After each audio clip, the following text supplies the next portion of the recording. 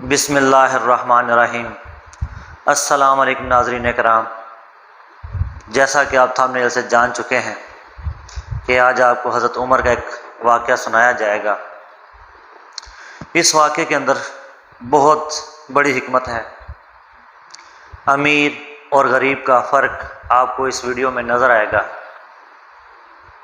کہ اس دور میں اگر امیر کوئی خطا کرتا تھا تو اس وقت کے قاضی اس کے ساتھ کیا کرتے تھے، اور اگر غریب کے ساتھ کوئی ظلم کرتا تھا تو اس وقت اس کا کیا لائے عمل ہوتا تھا، اس کو کس طرح انصاف ملتا تھا۔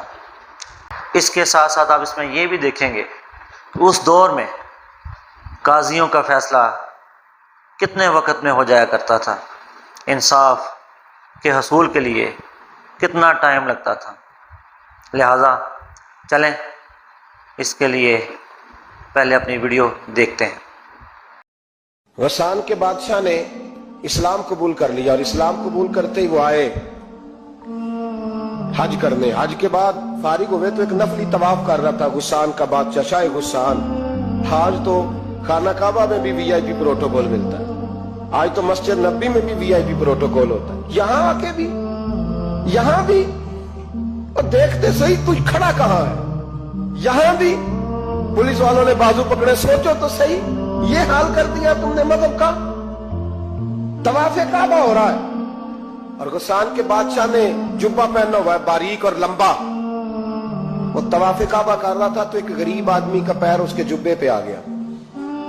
جب پیر آیا تو اس نے پلٹ کے غریب کے منہ پہ تھپڑ مارا۔ جب تھپڑ مارا تو اس غریب نے سیدنا فاروق اعظم کی عدالت میں مقدمہ کر دیا، کہا بادشاہ نے تھپڑ مارا ہے۔ حضرت عمر فاروق رضی اللہ تعالیٰ عنہ نے بادشاہ کو بلایا، فرمایا تو نے اس غریب کو مارا ہے؟ کہا جناب اس نے پیر رکھا تھا۔ تو فرمایا پیر رکھا تھا تو کیا ہو گیا، تو نے کیوں لمبا جبہ پہنا تھا، تجھے سمٹ کے چلنا چاہیے تھا۔ کہا میرے لیے حکم کیا ہے؟ حضرت عمر کہنے لگے یہاں اسے رات میں راضی کر لے، ورنہ صبح اسی جگہ اسی کونے میں خانہ کعبہ کے سائے میں وہ غریب تیرے منہ پہ تھپڑ مارے گا اور تجھے تھپڑ کھانا پڑے گا۔ غریبوں سنو سنو، ساری رات وہ غسان کا بادشاہ غریب کی منت کرتا رہا تو راضی ہو جا۔ غریبوں تم سے شکوہ ہے، تم 2-4 لاکھ پہ راضی ہو جاتے ہو۔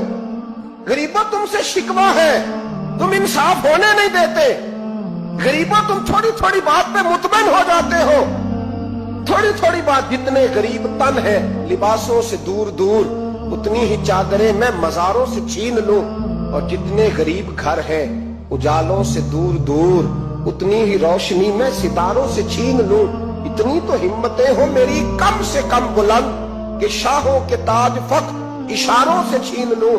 تمہاری زیادتی ہے، تم نے ظلم پروان چڑھایا ہے۔ جب تم چودھری کے کہنے پر ایم این اے کے کہنے پہ راضی ہو جاتے ہو، تم انصاف ہونے نہیں دیتے۔ ڈٹنا سیکھو، کھڑے ہونا سیکھو۔ جب اسے کہا نا راضی ہو جا تو وہ غریب کہنے لگا میں راضی ہو جاؤں اور کل تو کسی اور کو بھی تھپڑ مارے؟ فرمایا جتنی تیرے پاس دولت ہے لا کے قدموں میں رکھ۔ ہم دولتوں کی پرواہ اس لیے نہیں کرتے کہ ہم نے محمد عربی کا چہرہ دیکھا ہوا ہے، اب میری نگاہوں میں جچتا نہیں کوئی، اس لیے کہ جیسے میرے محبوب ہیں ویسا نہیں۔ تم اثر لینا چھوڑ دو، تم اثر بڑا لیتے ہو۔ ہاں تمہارے اوپر چیزیں اثر انداز ہوتی ہیں، اس لیے انصاف نہیں ہوتا۔ ڈٹنا سیکھو، کھڑے ہونا سیکھو۔ جو بھائی ڈٹ جاتا ہے نا وہ بڑے کمال کر جایا کرتا ہے۔ ساری رات مناتا رہا۔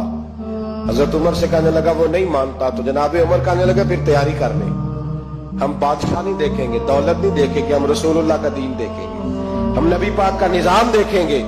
وہ بادشاہ رات کو دوڑ گیا، بھاگ گیا، جا کے عیسائی ہو گیا۔ لوگوں نے کہا اتنا قیمتی آدمی عمر نے ضائع کر دیا۔ فرمایا چپ کرو، میں نے کوئی چیز ضائع نہیں کی، میں نے تو اپنے رسول کا دین بچا لیا ہے، کوئی شے ضائع نہیں ہوگی۔ عدل جب تک میں پھر کہوں گا اس عدل کے نقصان میں ہر آدمی برابر کا شریک ہے۔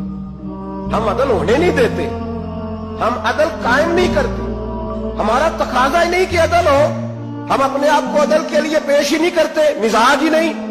حضرت علی المرتضیٰ ایک جری انسان تھے، اور وہ علی تھے جن پر انسانیت رشک کرتی ہے۔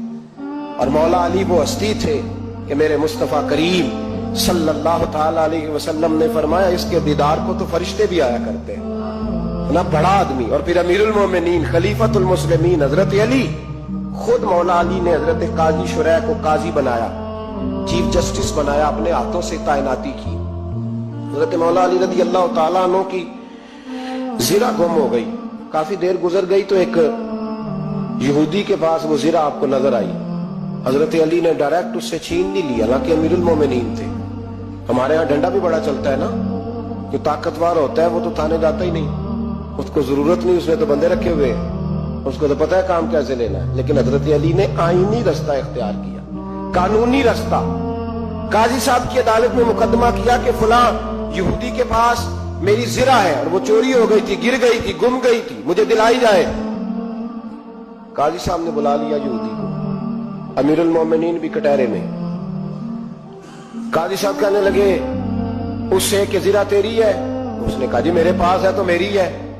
قاضی صاحب کہنے لگے حضرت علی سے گواہ آپ کو دینے پڑیں گے کیونکہ مقدمہ آپ نے کیا ہے، اگرچہ وہ امیر المومنین ہے۔ توجہ ہے بھائیوں کی، سمجھ آ رہی ہے باتوں کی؟ گواہ امیر المومنین آپ نے دینے ہیں کیونکہ مقدمہ آپ نے دائر کیا۔ تو حضرت علی کہنے لگے میرا بیٹا حسن گواہی دے گا کہ میری ہے، اور میرا غلام کمبر گواہی دے گا۔ قاضی صاحب کہنے لگے حضور ان کی گواہی درست تو ہے پر میں نہیں تسلیم کرتا، اس لیے کہ بیٹے تو باپ کے حق میں بولا ہی کرتے ہیں، نوکر تو آقاؤں کے حق میں بولتے ہی ہیں، چاہے کوئی غیر جانبدار بندہ لے کے آئے جو گواہی دے۔ تو حضرت علی خاموش ہو گئے، کہنے لگے ابھی میرے پاس ایسا کوئی گواہ نہیں۔ قاضی صاحب کہنے لگے چلیں پھر آپ یہودی کو راضی کریں، آپ نے کیوں بلا وجہ گھسیٹا عدالت میں، راضی کریں، انصاف کا تقاضا ہے۔ تو حضرت علی قریب گئے، کہنے لگے بھیا ناراض نہ ہونا، زرہ تو میری ہے، ناراض نہ ہونا، میں نے غلط مقدمہ نہیں کیا، علیحدہ بات ہے کہ میرے پاس گواہ نہیں تو میں کوئی بے انصافی نہیں کر سکتا، تو میرے ساتھ چل تجھے کھجوروں کا حلوہ کھلاتا ہوں تاکہ تو راضی ہو جائے۔ وہ یہودی کہنے لگا میں نے قاضی صاحب کا انصاف دیکھا اور جناب علی کا انصاف کے لیے کھڑا ہونے دیکھا تو میں مولا علی کے قدموں میں بیٹھ گیا۔ میں نے کہا علی جب تیری یہ شان ہے تو محمد عربی کا کیا مقام ہوگا؟ میں نے کلمہ پڑھنا شروع کر دیا۔ دیکھیں نا تقاضا پورا کیا ہے حضرت علی نے۔ تو وہ کہنے لگا علی تیرے انصاف کے رنگ نے نا، جملہ یاد رکھنا، کہنے لگا یہودی علی تیرے انصاف کے اس رنگ نے میرے دل سے کفر کی میل دور کر دی، تیرے عدل نے میرا کفر توڑ دیا، کفر۔ لیکن شرط، لیکن نا غریب آدمی ابو ایوب انصاری، ماڑے بندے، اب تو پیر اور مولوی بھی گنجائش نہیں نہ دیتا کسی کو بولنے کی، تو سیاستدان تو اللہ کی پناہ، وہ تو پتہ نہیں کس طرح سوتے ہیں رات کو، اللہ ہی جانتا ہے، پتہ نہیں کس طرح اپنے آپ کو مطمئن کر کے وہ زندگیاں گزار رہے ہیں، خدا ہی بہتر جانتا ہے۔ حضرت عمر فاروق جیسا دلیر اور جرری آدمی جمعہ پڑھانے مسجد میں داخل ہوئے تو جناب ابو ایوب انصاری دروازے پہ کھڑے ہو گئے، کہنے لگے عمر تیرے نوکر نہیں، ٹائم پہ آیا کر، بڑی دیر سے کھڑے ہیں، کیوں دیر سے آیا؟ بڑے جلالی تھے نا حضرت عمر، لیکن وہ جلالی اس وقت تھے جب کوئی ظلم کرتا تھا، اور ذات کے لیے جلالی نہیں تھے۔ کب وقت پہ آیا کر، کو ملازم نہیں تیرے؟ تو سیدنا فاروق اعظم منبر پہ چڑھے اور فرمانے لگے اللہ ابو ایوب انصاری کا بھلا کرے، جب تک اس طرح کے لوگ موجود ہیں کوئی بادشاہ بگڑے گا نہیں، اللہ اس کا بھلا کرے، اس نے میری توجہ صحیح۔ اور پھر عمر رو پڑے، رو کے فرمانے لگے مسلمانوں معاف کر دو، غلطی کوئی نہیں، میرے پاس کرتا ایک ہی ہے، اور عبداللہ کی ماں نے وہ دھو کے خشک پکے کو ڈال دیا تھا، غریب ہوں، کرتا دوسرا کوئی نہیں، تو وہ ذرا نا خشک ہونے میں آ کے دیکھ لو ابھی بھی گیلا ہے، مجھے معاف کر دو، میری غلطی نہیں ہے۔ صحابہ درد کے ساتھ رونے لگے اور کہنے لگے اللہ اس طرح کے حکمران ہمیشہ عطا کرتا رہے۔ میرے بھائی تو انصاف کا رنگ تو دے، ان تقاضوں کو سمجھنا۔ یہاں کسی کی جرت ہے بول سکے، طاقت ہے کسی کی، لیکن انہوں نے اپنے آپ کو پیش کیا، سامنے پیش کیا اپنے آپ لوگوں کے سامنے۔ دو مال غنیمت کی چادریں بانٹ رہی ہیں، سب کو ایک ایک ملی ہے۔ فاروق اعظم جمعہ پڑھانے آئے تو اسی چادر کا کرتا، اسی کی تامت، لوگ کھڑے ہو گئے، عمر بتا تو نے دو کیوں لی؟ یہ انصاف ہے، یہ عدل ہے، کیوں لی دو؟ تو حضرت عمر کہنے لگے میرا بیٹا جواب دے گا۔ عبداللہ بن عمر بولے، کہنے لگے ابا جی کے کپڑے بڑے پرانے ہو گئے تھے، میں نے اپنے حصے کی بھی اپنے ابا جی کو دے دی۔ جی ناظرین کرام، جیسا کہ آپ نے سنا کہ صحابہ کرام قانون کے اوپر کس طرح چلتے تھے، قانون کے اوپر کیسے عمل کرتے تھے اور کیسے عمل کرواتے تھے، اگر ان کے اوپر بھی قانون کی گرفت آتی تو اس کو کس طرح وہ فیس کرتے تھے، کس طرح خود کو پیش کرتے تھے۔ لہٰذا ہمیں بھی چاہیے کہ آج کل ہم اپنے معاشرے میں جو لاقانونیت ہے اس کو انہی کی طرح، انہی کے نقش قدم پر چلتے ہوئے ہم اپنے معاشرے میں امن قائم کریں۔ اور ناظرین کرام، اس طرح کی مزید ویڈیو دیکھنے کے لیے ہمارے چینل قادری وائس کو سبسکرائب کریں تاکہ آپ کو نئی ویڈیو مل سکیں۔ بہت شکریہ۔ السلام علیکم۔